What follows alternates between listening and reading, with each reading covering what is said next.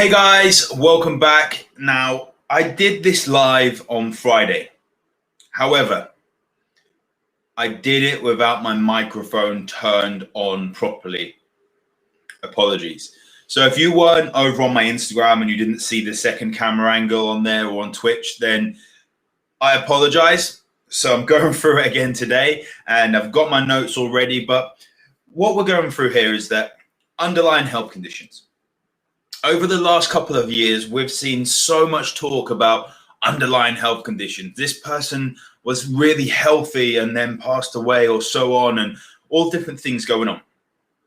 But I was asked in a survey through e-opinion, and this is last week, with my view on some of the actual stats that came across, because they put a poll and they said to people, do you have an underlying health condition?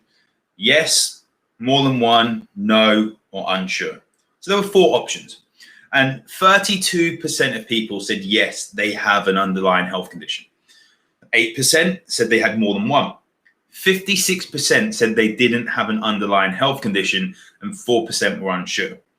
Now, the truth is, what actually is an underlying health condition? Now, what I've seen from working with people in over 20 different countries in 14 years, in this health industry, working in functional medicine, working with some super successful entrepreneurs, is that more of us have an underlying health condition than we actually think.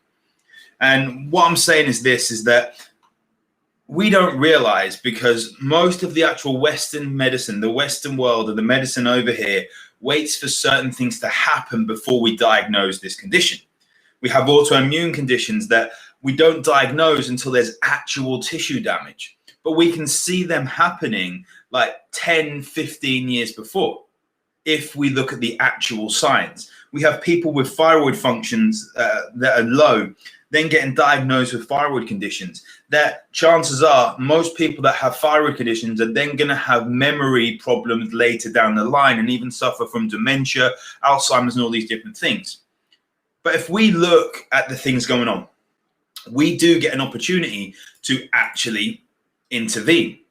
Now, I'm going to go through a list of things, and it might seem small with certain things there. I'm going to go through a list, and if you have got one of these things going on, chances are you have an underlying health condition. Now, these are things like if you wake during the night. So if you go to sleep and you wake up to go to the toilet multiple times, don't kid yourself with the, oh, I've drunken a liter of water before bed or anything like this. Like, if you are drinking a liter of water before bed, maybe spread it throughout the day and then see if you do still wake up. Most people wake up to go to the toilet. I say most. It is very, very common, almost to the point that people think it is normal, or it's just because you're getting old and you have poor bladder control that you wake up during the night and you go to the toilet. It is not. It is a sign of poor blood glucose management, and that can be a sign of stress on the body and other health things that are going on. Then we have dips in energy, and there's a pattern that's going on here as well. If you have dips in energy throughout the day, that is a sign, poor blood glucose management. Hunger issues. If you literally miss a meal and then feel like you're going to kill someone, that's again another sign of poor blood glucose management. Brain fog, poor memory. If you struggle to drop weight, if you're one of these people that literally have been on every single diet there is known to man, like you've got on Weight Watchers, Slim and World, you've done keto, you've done fasting, you've done paleo, you've done all these different things, vegan, vegetarian, whatever it is, but you struggle to lose weight, maybe there's an underlying health condition going on. If you wake up sluggish and you really struggle to get out of bed, you need to have that coffee. Like you just struggle, have that coffee and you're switched on. Maybe there's an underlying health condition going on. The same as if you are tired throughout the day and then wired at night. There's potentially something going on deeper down with your health, and you are not performing to the level you actually could potentially be. And as a result, is that meaning you're leaving money on the table in your business? Are your relationships suffering? Is your sex drive lower? All these different things that could be happening. Do you get easily frustrated? And the last one, well, not the last one actually, but the last one on my list here is that something I've seen very, very regularly being posted about on social media recently from influencers saying, it's okay to be like this. It's okay. If you're bloated or randomly bloating, it is not okay in your body. It's okay if you don't want to do anything about it and you're happy with being that, but that is a sign that your health is not where it needs to be. Like, it's not okay for your body to be bloated. It's your body reacting to something.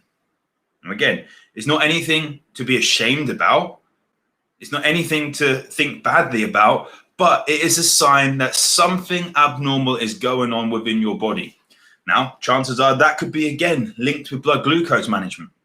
We know poor blood glucose management upsets your enteric nervous system, which is the nervous system around the gut that then impacts digestion, gets the nutrients around from food, helps you digest, helps your intestines, helps your colon, and everything do the work. If we have problems with blood glucose management, there's a reason this has come up so many times. Chances are there are some other things going on with your health. And this is why I go through a deep health screening with every single client that I work with. We go through health history because so many times people have this snapshot of where they are right now. And they say, I want to lose weight. Okay, great. But I've tried dieting before and that's not for me. I don't want to cut foods out. And there may be some history of an eating disorder or something like that. I know myself, like, cutting foods out does potentially bring back a trigger of when I had an eating disorder and was so obsessed with things. But I know that certain foods need to be cut out for me, and maybe for you as well, because they do not react well within my body. And if I have them, as enjoyable at the time as they may be, they will start taking away from my life with the reaction that goes on. But I don't have gluten. I very rarely have dairy because I know I'm not celiac, but if I'm stressed and I have gluten, it usually gives me a migraine, leaves me lethargic for 2 or 3 days. And I just don't feel good. The same if I have a lot of dairy. Mix the cross reactors of gluten, something like corn. I used to always say about nachos, being this professional nacho eater, almost to the point that I felt pressured every time I went to, like, not pressure from anyone else, just from myself, that I had to take a picture every time I went to a restaurant that done nachos. I'd have to take a picture that I'd had them. And I felt crap for 2-3 days after that. So what I had to do was actually just stop having them, because corn is a cross reactor to gluten. I had that with a lot of dairy, and casein is a cross reactor. Some wines are a cross reactor. Instant coffee is a cross reactor. There are so many potential cross reactors to food, and we have to look deeper at what triggers you as an individual potentially and what is actually going on in your body. Now, when you see these signs, and I say there's an underlying health condition, yes, there may well be, but these are signs you can do something about it. These are signs your body is under undue stress, and we have time to move forward and improve your health. It's an opportunity. So don't say, I'm waking during the night, I've got an underlying health condition. If you want to play the victim, then fair enough. Like, it's not going to be your fault, but it's your opportunity to, like, reach out and grab to change that. It's your body saying, hey, look, you have got this condition. You may be genetically predisposed to this. And that's another thing. Just because your parents, their parents had a condition does not necessarily mean you are going to get it. Most of the times, our ancestors or our parents, their parents, we live similar lifestyles, similar levels of stress, similar habits that we've been brought up, because that's just what we do. We learn from those that have been here before us. But you have the opportunity to change that with genetics. Your genetics are the thing that load the gun. Your environment, chemicals, stress, they are the things that pull the trigger. And that choice is up to you. You can change these different things. So what I would look to do, if you are suffering from any of the things that have happened, if you're waking during the night, having brain fog, wired at nighttime, you're getting hangry, you're getting random bloats, test your blood glucose levels. Get a glucometer. Don't go to the doctors and test, because it's just loads of variations, like when you go to the doctors, and to be fair, it's easier to win the lottery than actually see a doctor in person nowadays. But get your blood glucose meter Go on Amazon or wherever it is, grab a blood glucose meter, test your blood glucose 5 days in a row, first thing in the morning. If it's between 4.2 and 4.9, great. Or 80 or 90 if you're in the US. If it's below that, we want to look at hyperglycemia or reactive hyperglycemia. Your body is potentially going too low, which means it's boosting cortisol and stress hormones up. If it's higher, then we're looking at something like insulin resistance. If it's like 100 and over, there's things like insulin resistance, and there is too much sugar in your blood, and we need to look at sorting that.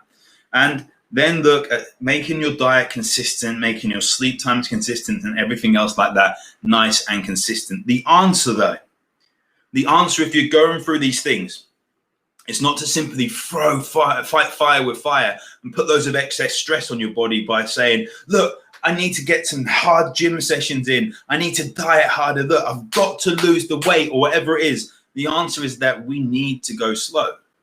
You didn't get this way overnight. It's not good sales to say that. No, you're going to get a 7-day transformation or anything like that. It's not good sales for me to say you need to go slow. But to get long-lasting, sustainable results and actually improve your health once and for good, to stop all this yo-yo dieting, to stop all this jumping from one side to another when it comes to training, when it comes to different methods, going sustainably and going slow and building up your progression is a key thing to do. Now, when I spoke to people in the past, like it came up the other day about, I'd love to work with you. I'm not at that position yet or anything like that. I'm currently looking to take on 3 case study clients. So if you are looking to improve your health, drop me a message and we can work out what level of contact do you need? What program do you need? What plan do you need? Where you are at and meet you right there.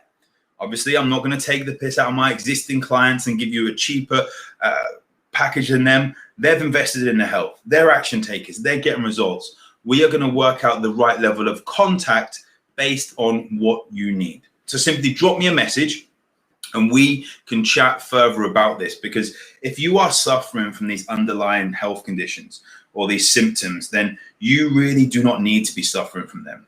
We can improve your focus, improve your sleep, improve your body composition if that's what you want. Get your health just, you deserve to be healthy. That is it.